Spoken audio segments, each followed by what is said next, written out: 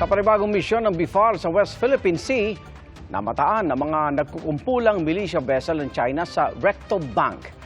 Gayun din ang mga patay na bahura sa Rozul Reef. Ang Foreign Minister naman ng Lithuania na dumalo sa Pilipinas naghayag ng pagkabahala sa tensyon sa West Philippine Sea. Saksi si Chino Gaston. Mga nagkukumpulang Chinese fishing militia vessel ang dinatnan ng mga tauhan ng Bureau of Fisheries and Aquatic Resources o BIFAR na naghatid ng krudo sa mga Pilipinong mangingisda dito sa Recto Bank sa West Philippine Sea. Yan ay kahit nasa loob ng Exclusive Economic Zone ng Pilipinas ang Recto Bank na sinasabing mayaman sa langis at natural gas. Sabi ng mga Pilipino, lagi namang andyan ang mga Chinese fishing vessel pero di naman daw nakikialam sa kanila. Di rin daw nila nakikitang nangingisda ang mga ito. Kasama kami nang lapitan ng BIFAR ang mga Chinese vessel. Malapitan, ganitong itsura ng mga Chinese fishing militia. Nagkukumpulan, di naman nangingisda at higit sa lahat, hindi na umaalis sa loob ng Exclusive Economic Zone ng ating bansa. Ayun dati mo talagang mas marami. Okay. Sa ngayon kasi wala na. Sa pangalawang araw ng refueling mission, dumating ang China Coast Guard Vessel 4202 na ayon sa BIFAR galing sa Ayungin Shoal. Isa ito sa laging kasama sa mga pagharang o pagbuntot sa Philippine Coast Guard at AFP resupply vessels. At sa araw na ito, nagbaba ito ng dalawang rubber boat at inikutan ang BIFAR vessel. Magkakataong lumalapit ang mga ito sa Chinese militia vessel. Sa misyon ng BIFAR at PCG, 22 malalaking bangka ang nabigyan ng libreng krudo. Habang nagre-refuel ang mga bangka, sinama kami ng BIFAR sa kanilang pag-inspeksyon sa kalapit na Rozul Reef. Dito tumambad ang malawak na bahagi ng bahura na patay at namumuti na. Ang ilang patay na coral formations tila natambakan ng buhangin. Kita rin sa underwater video na iba ang kulay at uri ng umano'y tinambak na durog na corals mula sa coral ng bahura. Sa kabila nito, may mga palatandaang bumabawi naman ng kalikasan. May clownfish na namataan sa kanyang sea anemone at mga maliliit na isdang bumalik sa patay na coral. Sa mga ganong part po, I think kailangan natin ng further verification pa po sa mga ganong pong bagay. Ayon sa mga mangingisda, sa 10 payaw o fish aggregator device na inilagay sa Recto Bank noong April 4, 6 na lang ang natitira.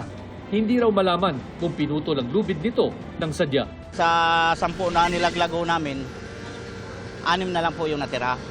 Kaya nag-uri rin kami kasi mayroong mga barko ng doon, yung parang long line tawag. Sabi ko, Maaring sinabitan yon. siguro po, yun talaga kasi hindi naman basta-basta mapuputol yung payo sir kung hindi nasabitan ng kanilang long line. Those reports are still subject for verification, sir. But other than that, sir, yung mga factors na gano'n, sir, pwede naman po natin masabi na tinangay lang po siya ng mga agos, sir. Not necessarily na may pumutol o may nagtanggal po, sir. Ano nga ba ang mga payaw na ito at bakit sila importante sa mga mangingisda? Dinaba yung rubber boat ng BIFAR at pupunta tayo dito sa tinatawag na fish aggregator device o payaw kung tawagin ng mga mangingisda, no? Para makita kung ano bang magandang epekto talaga nito sa mga mangingisda na nagpupunta rito para kumuha ng yamang dagat.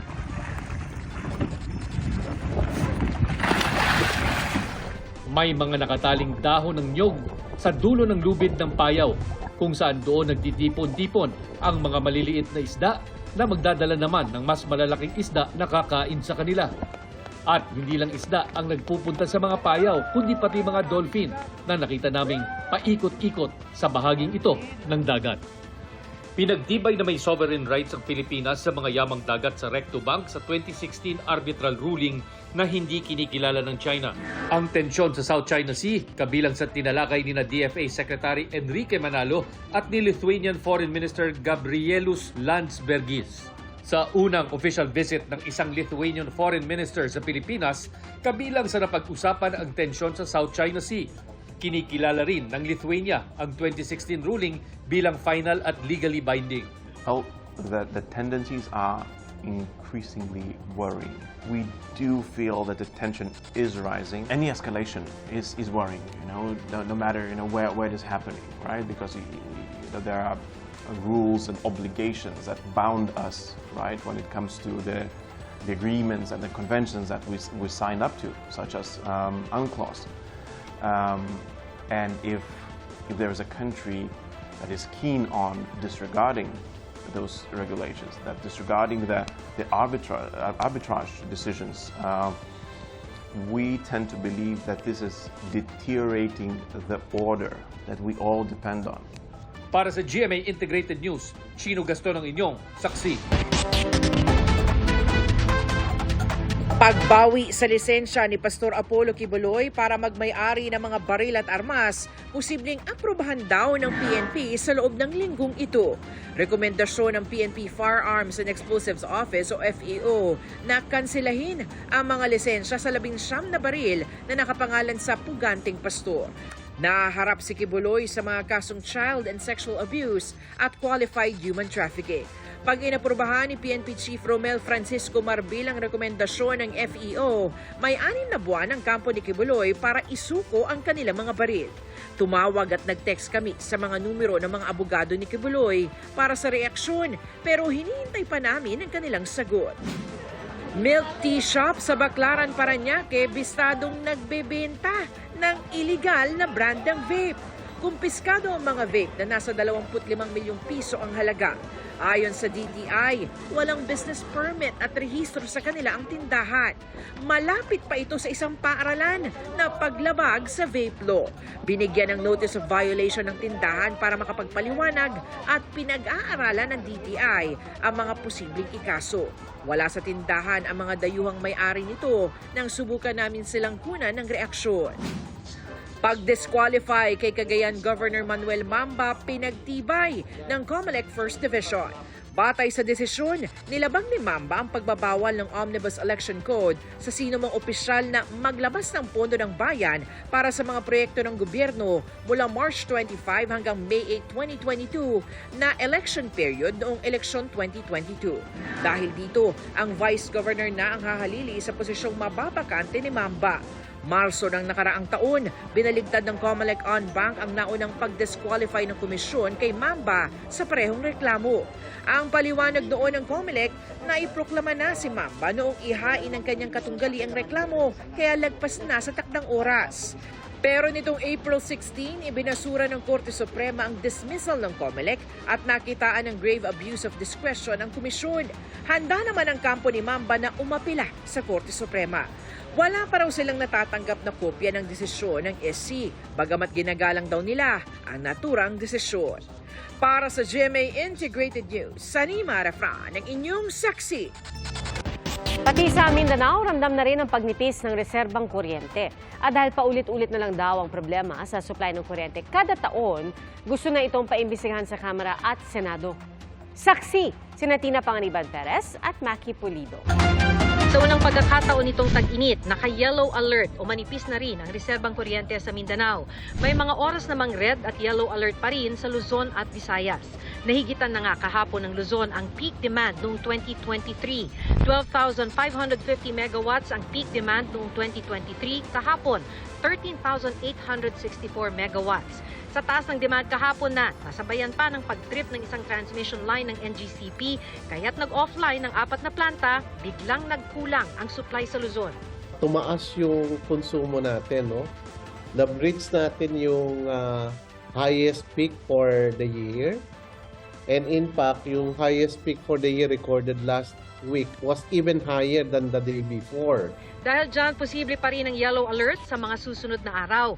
Maliban sa may epekto rin daw kasi ang extreme heat sa power system, may mga planta pa rin offline sa gitna ng tumataas na demand at hindi rin maaasahang maitatawid ang sobrang kuryente mula sa Mindanao dahil mataas na rin ang demand doon. Nakikita naman natin na meron na maitatawid natin to. Again, ang yellow alert, hindi ibig sabihin nun na meron na tayong brownout.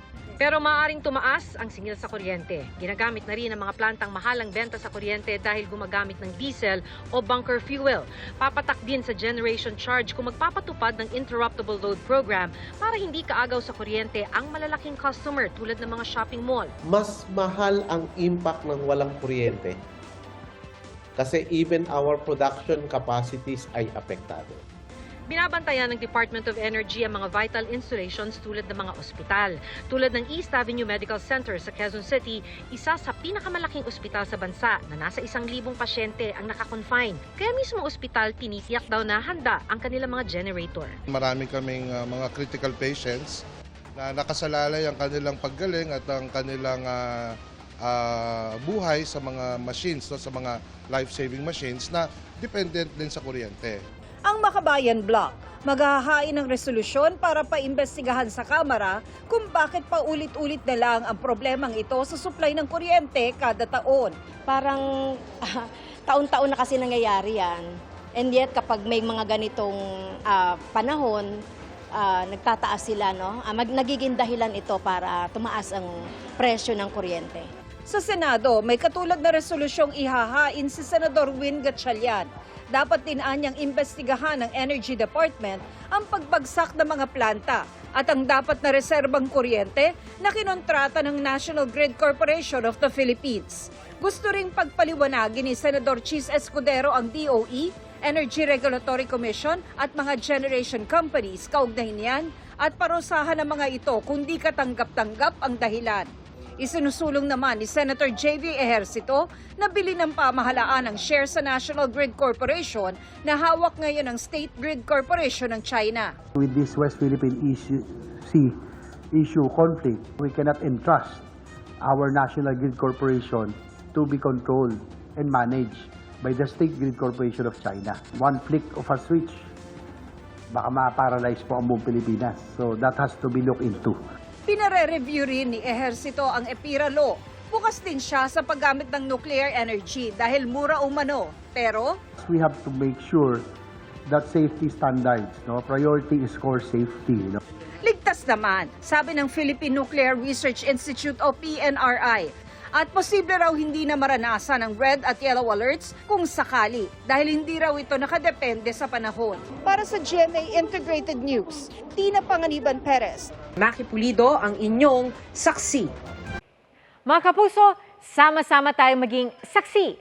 Mag-subscribe sa GMA Integrated News sa YouTube at para sa mga kapuso abroad, samahan niyo kami sa GMA Pinoy TV at sa www.gmanews.tv.